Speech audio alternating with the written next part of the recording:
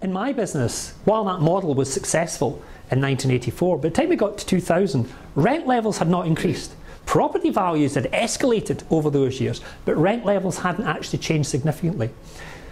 There was a huge influx. Back in 1984, there was more demand than there was supply.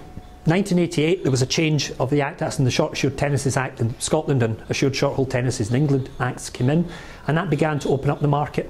And all this sort of buy-to-let stuff that probably Arthur's been more involved in than most of us around here, all that sort of stuff, that really fueled beyond that point in time.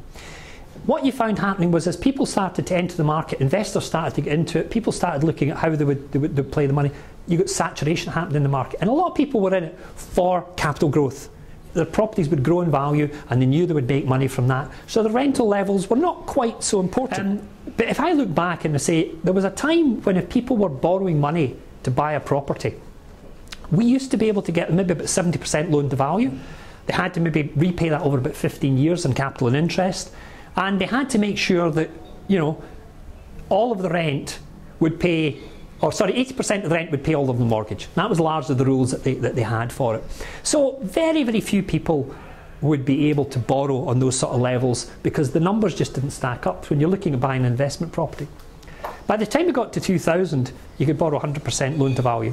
And certainly after I sold my business in 2000, after that it got worse. And that's why you hear about the Northern Rocks 120% loans to values and things of that nature.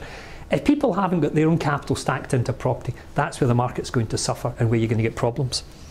So what I'm saying is the business model I had changed over that period in time.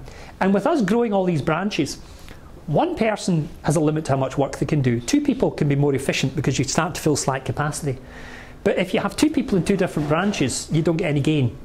And although we'd stripped out a lot of the administration from it and we were centralising that and we're making people as efficient as possible, the reality is we had many inherent difficulties and problems surrounding our business and we weren't maximising profit.